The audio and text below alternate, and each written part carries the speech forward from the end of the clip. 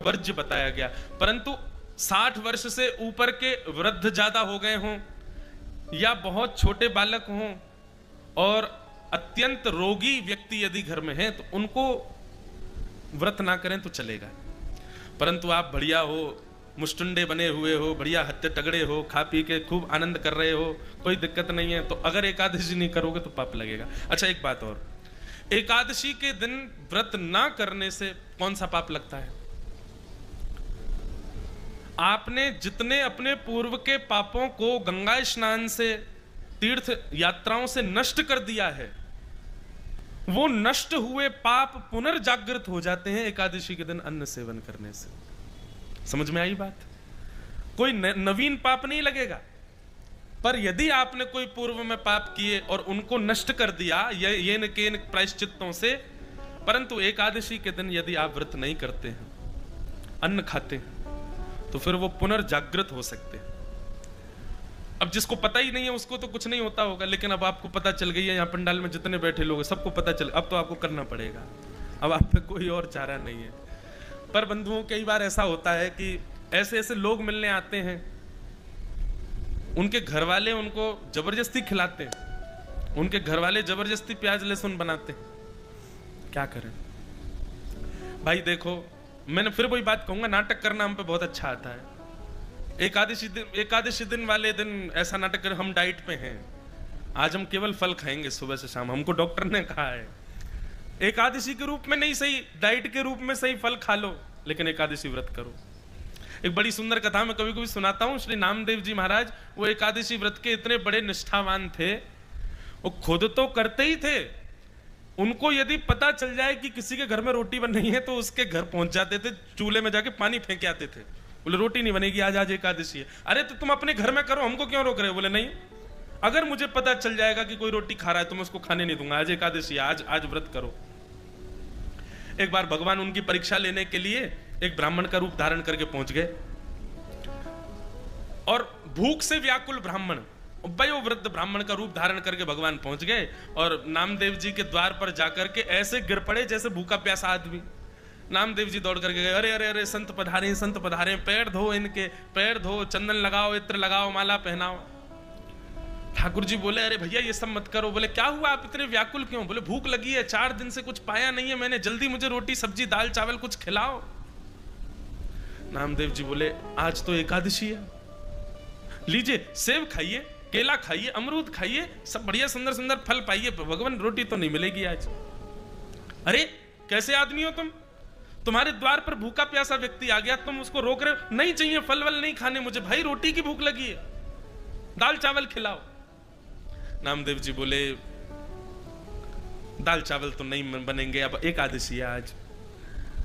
अरे तुम्हारे सामने वयोवृद्ध आदमी बेचारा 4 दिन का भूखा, प्राण निकल जाएंगे मेरे, कहीं मैं मर गया तो भूख के कारण। नामदेव जी बोले अच्छा है, एकादशी के दिन प्राण निकल जाएंगे, सीधे वैकुंठ ही जाओगे आप, ठाकुर जी द्वार खोलेंगे आपका, पर आज आप अन्न नहीं खा सकते।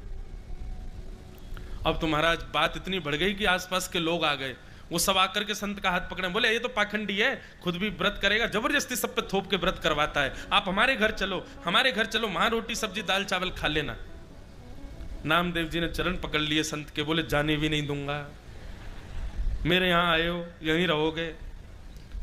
ठाकुर जी ऐसा नाटक कर रहे हैं कि महाराज करते करते नाटक गिर पड़े और अपना पूरा शरीर कपाने लगे। बोले अगर मुझे 2-4 मिनट में भोजन नहीं मिला तो मेरे प्राण निकल जाएंगे। सब आसपास के लोग कहने लगे अरे नामदेव तो तुम्हारी एकादशी तुम करो ना, इनसे क्यों करवा रहे? बोले नहीं नहीं आप इनको बच्चों सब बैठ जाओ, कीर्तन करो, कीर्तन करो, कीर्तन गाते गाते इनके प्राण निकल जाएंगे, बैकुंठ जाएंगे सीधे। ठाकुर जी देख रहे वो बारे नामदेव अंत तो गत्वा। ठाकुर जी ने ऐसा नाटक किया कि जिस ब्राह्मण शरीर में गए थे और जैसे ही प्राण निकले आसपास के लोग सब चिल्लाने लगे, चीखने लगे, नामदेव जी को भला बुरा कहने लगे, अरे तेरी भक्ति पर कलंक लग गया, तेरे द्वार पर आकर के एक संत मर गया, भूखा प्यासा बेचारा बिलबिला रहा था, दूसरों पर थोपता है अधिकार, अरे जा निकल जा हमारे गांव से, ऐसी भक्ति का क्या फायदा? नामदेव जी के नेत्रों से आंसू गिरने लगे। अपनी पत्नी से बच्चों से बोले हमारी वजह से इनके प्राण चले गए, पर दोष तो लग ही गया हमको, लेकिन हमने तो ठाकुर जी के नियम की रक्षा की है।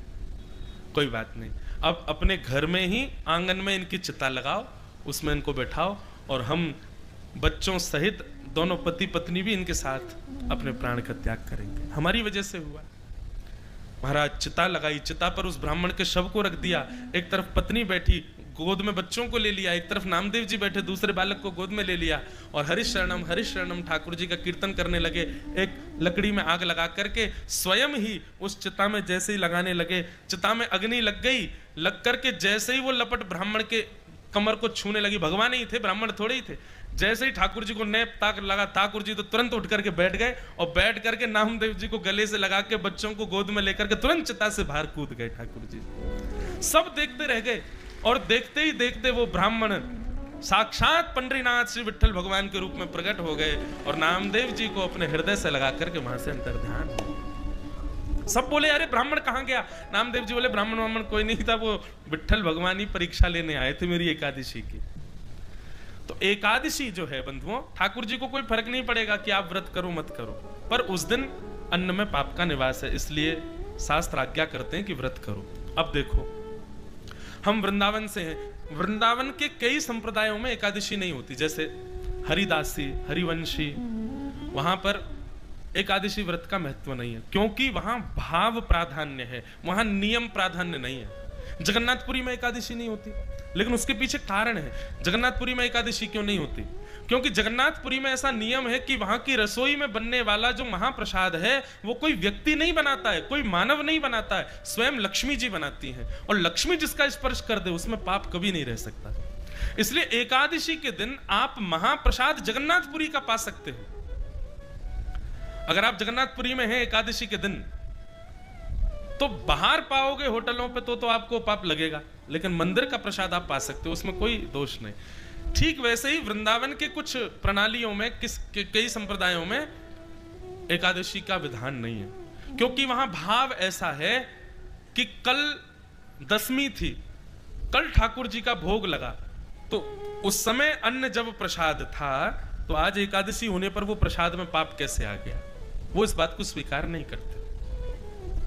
और दूसरी बात यह है कि वृंदावन के कई सेवा प्रणालियों में ठाकुर जी व्रत नहीं करेंगे, ठाकुर जी के लिए तो बढ़िया सामग्री बनेगी, और ठाकुर जी ने प्रसाद ले भोग लगा दिया तो उसमें पाप कैसे रह सकता है, इसलिए उसको पा लेते हैं। तो इसका एक ही उपाय है, जगन्नाथपुरी जाओ तो महाप्रसाद पालो, कोई दिक्कत नहीं। वृंदावन जाओ, आप राधा वल्लभ जी से, बिहारी जी से, या ऐसे स्थानों पर जहां एकादशी नहीं है, वहां से यदि प्रसाद मिले तो उस प्रसाद का तिनका स्वरूप आप पालो, बाकी शेष आप बाद में पा लेना, कोई दिक्कत नहीं। इतनी मर्यादा आप कर सकते हो। पर आप विदिशा में रहते हो, भोपाल में रहते हो, सागर में रहते हो, कहीं कहीं रहते हो जहां पर ऐसा कोई विधान नहीं है, ऐसा कोई भाव नहीं है, वहां तो एकादशी आपको करनी पड़ेगी। समझ में आई बात? तो ऐसे एकादशी व्रत का महत्व बताया गया।